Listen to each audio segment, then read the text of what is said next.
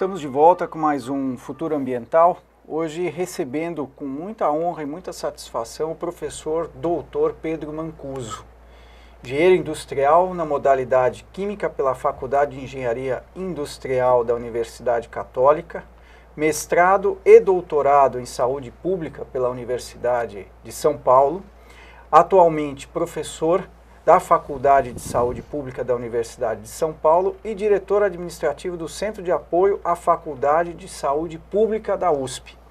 É assistente técnico do promotor de Justiça do Meio Ambiente do Ministério Público de São Paulo, capital. Tem uma larga e vasta experiência na área de engenharia sanitária, com ênfase em técnicas de tratamento de abastecimento de água, tratamento e disposição de esgoto doméstico, industrial e resíduo de água, e atualmente uma das suas principais vertentes ou os temas abordados, ou o tema abordado pelo professor é a saúde pública, saúde ambiental e reuso e recirculação de água. Professor, seja muito bem-vindo a esse nosso bate-papo. Muito obrigado. Doutor Zé Américo, seja sempre bem-vindo. Professor, obrigado. Obrigado, doutor Cássio. Professor, queria começar esse nosso bate-papo perguntando, e eu acho que aí é uma dúvida não só minha, mas como do telespectador, o que é essa engenharia sanitária? A engenharia sanitária hoje é um curso na Faculdade de Saúde Pública, é um curso de pós-graduação, onde se inclui o mestrado e o doutorado, né? Até 1985, se eu não estou errado, era um curso onde o profissional que ia lá era de pós-graduação também, mas o profissional saía com um diploma, engenheiro sanitarista, né? Acho que em 1985 e 86 ele virou um curso de especialização. Então o pessoal que ia para lá saía com o título de engenheiro especialista em engenharia sanitária, com ênfase em saúde pública, que é diferente de um curso de especialização em engenharia sanitária com ênfase em hidráulica, por exemplo. A saúde pública sempre entendeu que esses problemas relativos, principalmente na questão que nós estamos falando, né, de reuso de água, tal, é um problema, sobretudo, de saúde pública, não é simplesmente um problema hidráulico, não é questão de você colocar uma bomba, puxar um cano, uma caixa d'água, não é isso. Isso também, mas isso é uma parte do problema, o problema é maior. E esse curso hoje de engenharia sanitária, ele é só curso para mestrado, é só mestrado e doutorado, com ênfase em determinados pontos, resíduo sólido, reuso de água, enfim, tem uma série, poluição do ar, poluição das águas, poluição do solo, tem uma série de possibilidades, né? Nesse campo da engenharia sanitária, existe um impacto imediato com relação à saúde do cidadão. Não existe, professor, essa engenharia que se faz, como o senhor estava explicando, quer dizer, não é só a ligação da água, digamos assim, né? A caixa d'água e tal, quer dizer, isso vai muito além, não é? Isso envolve também a saúde do indivíduo, essa engenharia sanitária? Sem dúvida, né? Porque se nós pensarmos que, se a gente voltar ao tempo, né? As doenças de veiculação hídrica na época, no fim do século, nos anos de 1800 e pouco, teve uma grande epidemia de cólera em Londres, né? E daí, a partir dessa epidemia, onde um médico sanitarista chamado John Snow, ele estabeleceu, olha só que coisa, ele foi o primeiro cientista a estabelecer a relação entre água, qualidade da água e doença. Já se conhecia, né, micro-organismo, o trabalho de Koch e outros cientistas, né, mas para eles micro-organismos eram coisas que não sabia exatamente, porque vinho também tem micro-organismo, né, coalhada, tal, então era uma coisa que não estava muito Clara. Muito clara. E ele estabeleceu essa correlação. A partir daí, dos trabalhos desse John Snow, né, ele fez um livro chamado Sobre o Modo de Comunicação da Cólera, tradução para o português aqui do Brasil. A partir daí é que surge a engenharia sanitária e como um método de prevenção, né? A engenharia sanitária hoje ela é preventiva, ela não é mais, ela está muito longe de ser alguma coisa que venha administrar a doença. A ideia é administrar a saúde, né? Fazer preventivamente. Então, toda a ênfase dos cursos da Faculdade de Saúde Pública é no sentido da prevenção, né? Então, o vínculo com a saúde é imediato. Toda vez que você previne qualquer tipo de doença, ou seja pela água, ou pela poluição do ar, do solo, etc., você está prevenindo. Tem conexão. É imediata, né? Imediata. Você está poupando em hospitais, né? Seguramente. José Américo. Professor, pegando esse tema da saúde, eu gostaria que você me... Existe algum risco na utilização dessa água de reuso? E nós temos ouvido falar dessas reservas técnicas, da utilização dessas reservas técnicas. Isso é seguro também, a utilização? Boa pergunta, é uma dúvida minha também. A reserva técnica do sistema Cantareira. Do sistema Cantareira, exatamente. A reserva técnica é o fundo do lago, né? Como se fosse esse copo aqui. Estou tirando água de um certo ponto e a bomba consegue tirar até aqui. Daqui para baixo ela nunca tira, né? É uma reserva que fica ali. Chega um momento em que acaba essa parte de cima e eu tenho que pegar de baixo, né? Essa é a ideia. No caso específico do sistema Cantareira, eu não vejo nenhum tipo de problema, porque aquela bacia, né, é uma bacia com muito pouca, se é que tem alguma, muito pouco tipo de poluição industrial, né? Alguém poderia falar, não tem perigo de metais pesados, etc. Mas deveria ter uma origem, de onde que viria esse metal pesado no sistema Cantareira, né? Eu tive vendo algumas análises de água lá, uma água, ela tem um pouco mais de turbidez, né? Barro, porque ela está no fundo, mas isso é a estação de tratamento ali do sistema Cantareira, que chama Estação do Guaraú, ela está adequada para isso. Aliás, é mais fácil você tratar uma água com turbidez alta, né, com barro, do que uma água límpida, assim. Uma água límpida, assim, onde você tem coisas dissolvidas, é muito difícil tratar. Quando você suja a água, por incrível que pareça, fica mais fácil limpar. A minha impressão, pelo menos, que talvez deva ser a do telespectador também, é justamente o oposto, que uma água limpa é mais fácil de tratar. Limpa, que eu digo, límpida, como o senhor falou, né? É mais fácil de tratar do que uma água, um barro. Eu vou dar um exemplo pessoal, né, meu, uma experiência que eu tive. Eu fui uma vez fazer um trabalho em Manaus, né? Manaus pega a água do Rio Negro, né? E a água do Rio Negro, ela tem pouca turbidez, ela é colorida, ela tem cor, mas tem pouca turbidez. E essa cor se deve basicamente à decomposição de folhas. Porque aquilo é um chá, né? Aquelas folhas, aquela floresta toda. Então é uma água muito, muito limpa. Ela só tem cor. É a mesma coisa que eu colocar groselha nessa água, ela fica com cor. Para tirar a groselha é muito difícil. Agora, se eu colocar terra nessa água, para tirar a terra é muito fácil. Por decantação, por sedimentação, é o caso do Rio Negro. Para tirar aquela cor é muito difícil, ela não tem sujeira. Se você sujasse aquela água, se ao invés de pegar a água do Rio Negro, a cidade de Manaus, pegasse a água já da mistura, né? O que não é possível, porque é muito longe, aquela difícil mistura ali, vocês conhecem, né? Sim.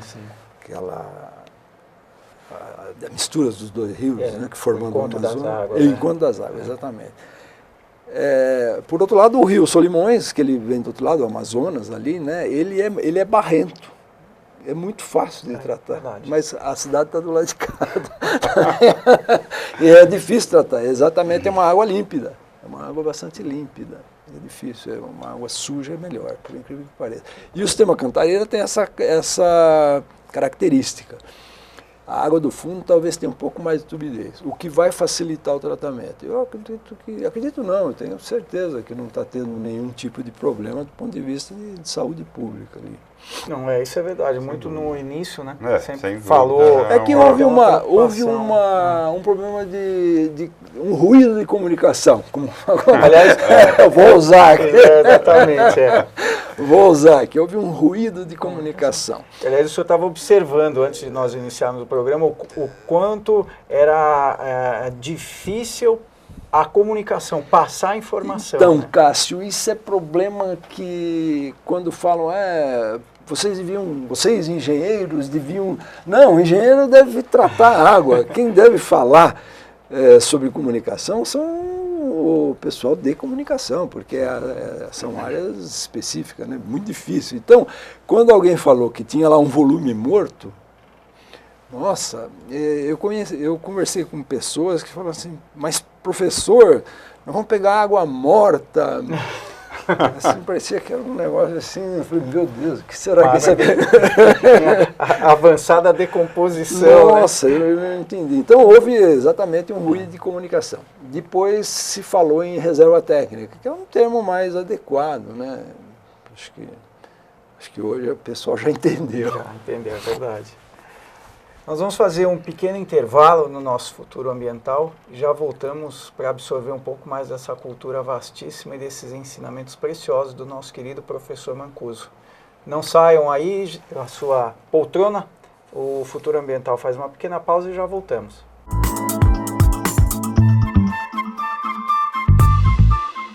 A gente acredita que se o poder do amor vencer o amor pelo poder, teremos paz. A paz não é uma palavra de efeito em discursos políticos. Para fazer a paz, só tem uma receita: respeito.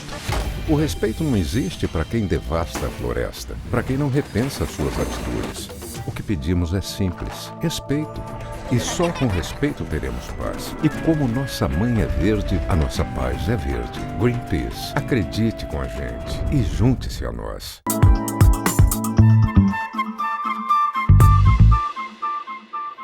Estamos de volta neste segundo bloco do Futuro Ambiental, recebendo com muita satisfação e muita honra o professor doutor Pedro Mancuso. Nós terminamos o nosso bate-papo no bloco anterior, ainda falando sobre o problema Cantareira e o volume morto, quando o Zé fez essa pergunta, o Zé Américo, ao professor. Aproveitando o gancho que o Zé Américo deixou aqui no bloco anterior, professor, com a sua resposta, tudo bem, estamos utilizando o volume morto. Essa é uma situação necessária e pontual. Agora, qual seria uma política preventiva com relação à reutilização da água? Que é também um tema que muito se discute, até que ponto essa água, que é a chamada água de reuso, né, pode ser efetivamente reutilizada e para quais situações?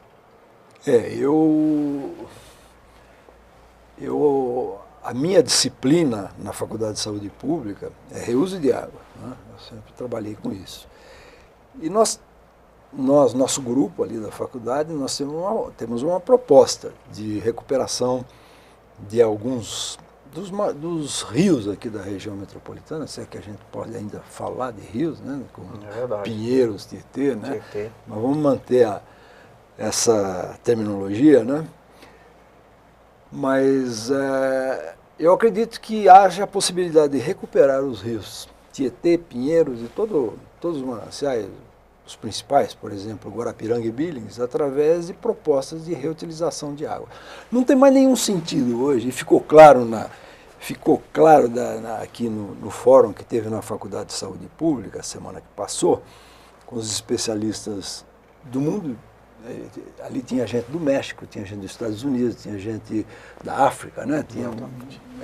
São nomes de ponta. Ficou claro que não tem mais nenhum sentido você tratar o esgoto e jogar fora. Isso custa muito caro, isso onera. E aí você deixa os rios ficarem podres, ficarem sujos, ficarem do jeito que estão aí, né? Então nós poderíamos usar essa água para recuperar esses rios aqui. Porque hoje a nossa proposta tem sido buscar água cada vez mais longe, né? Isso é uma prática que não se usa mais. Ficou claro que existem lugares nos Estados Unidos, por exemplo, a Califórnia inteira, né? O pessoal da Califórnia estava ali, dizendo que eles fazem isso. Eles recuperam o esgoto e injetam no subsolo. Essa é uma possibilidade. A outra é eles tratam o esgoto e jogam em lagos, em rios, para recuperar depois. E todos eles falaram de suas experiências nos seus países de origem. Se você pensar bem, imagina o Rio Paraíba, né? O Rio Paraíba é uma sequência de cidades que vai do estado de São Paulo até Rio de Janeiro. E cada cidade capta a água do rio, utiliza essa água desse rio, transforma em esgoto, trata, quando trata, joga no mesmo rio. A cidade que está um pouco mais abaixo, pega essa água, faz a mesma coisa e aí vai, numa sucessão de reusos. Aliás, isso que o senhor observou é uma verdade. Eu me lembro ainda das aulas de história, um dos problemas que Roma, há muito tempo atrás, teve, não a cidade, mas o Império Romano, era justamente que cada vez mais eles tinham que buscar água longe, através dos aquedutos, e isso acabou se tornando praticamente inviável, né, naquela construção. Nós tivemos o exemplo também, falando em despoluição, né, ou pelo menos é o que eu mais ouço, do Rio Tâmisa, em Londres. Perfeito, isso é o clássico, né? É o clássico, exatamente. Totalmente. Professor, a recuperação desses rios que o senhor falou, o senhor entende que não é feita, em termos aqui no Brasil, pelo custo ou pelo próprio desinteresse político das autoridades em não querer mexer com esse assunto?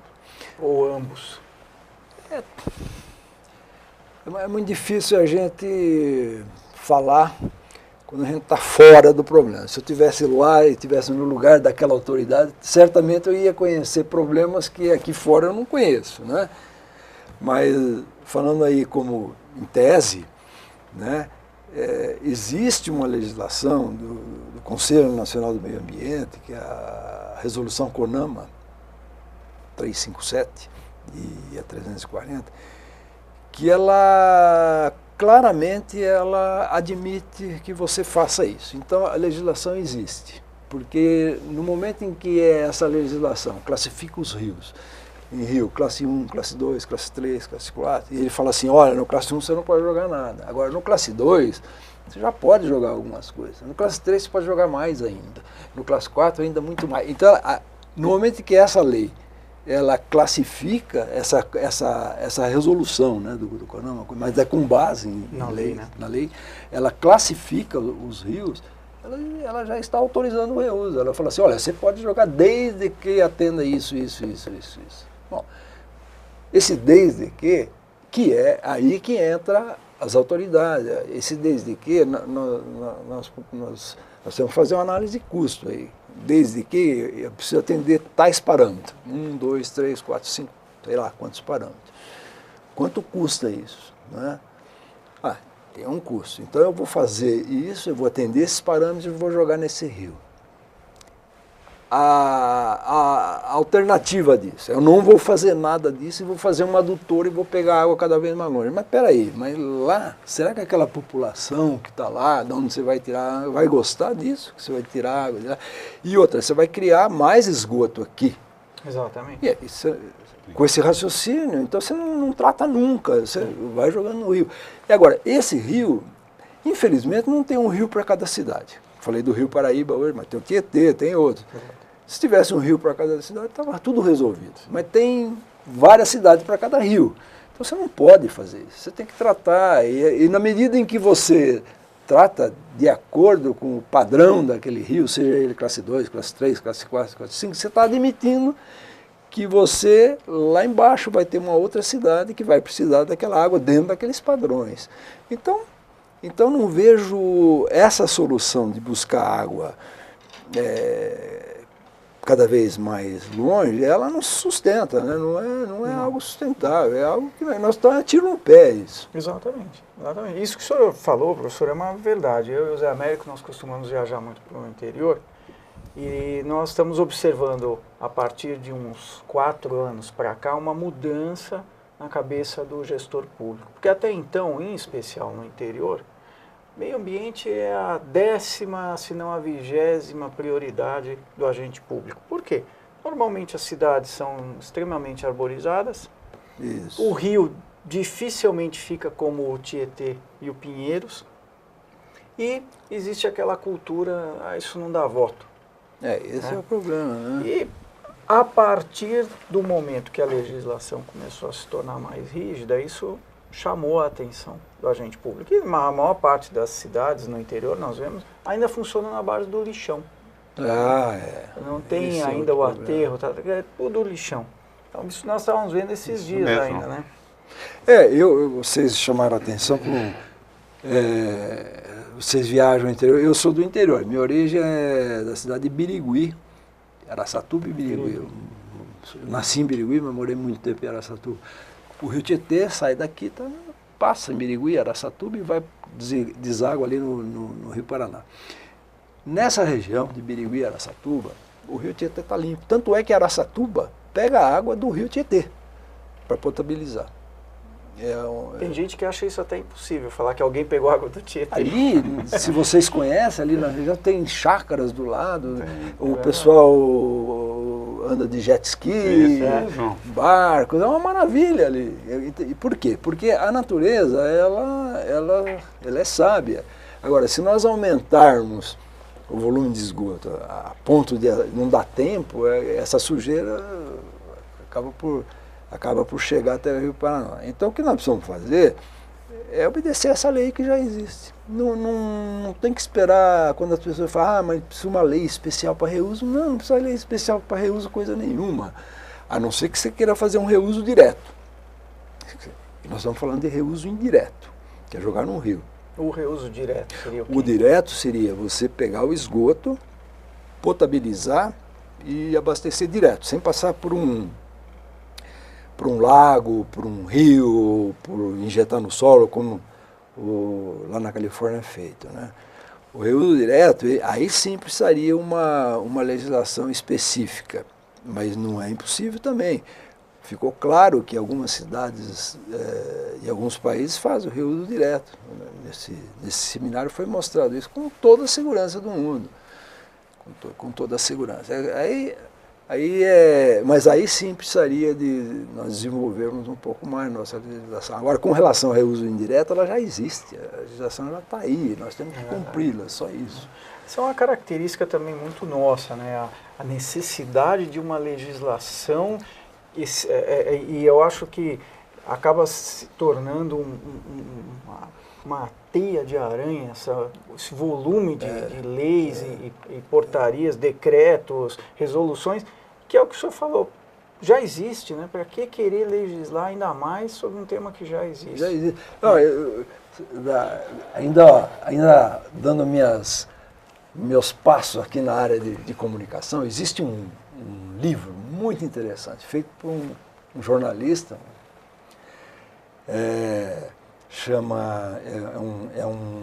o autor eu não me recordo o nome, mas é um livro, ele é especializado em matérias espaciais, norte-americano.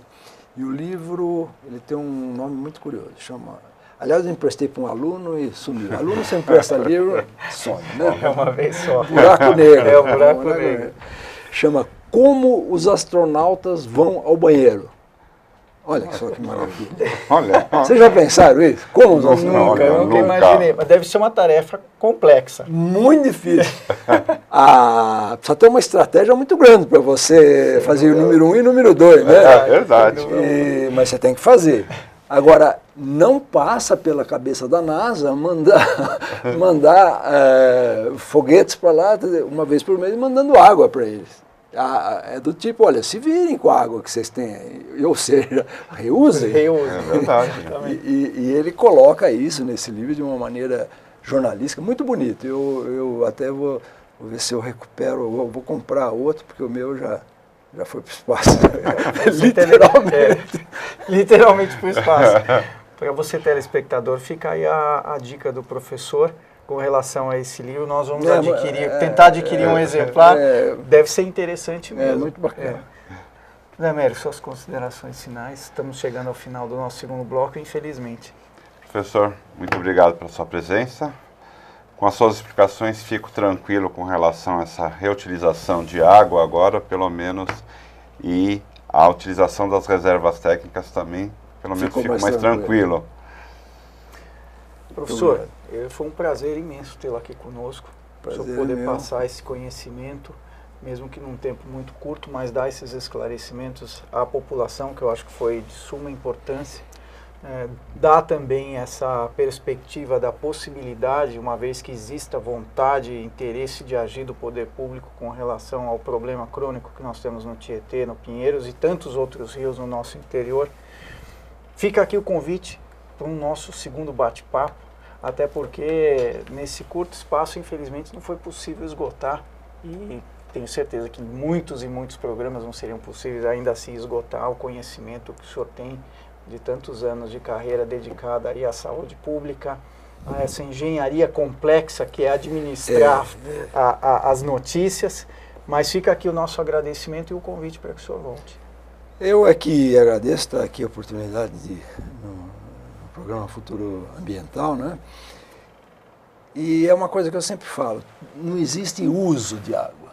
Essa água aqui já foi usada, através do ciclo hidrológico, porque desde que o mundo é a mesma água. Não existe água saindo desse planeta, a água está aqui sempre. Toda a água é de reuso.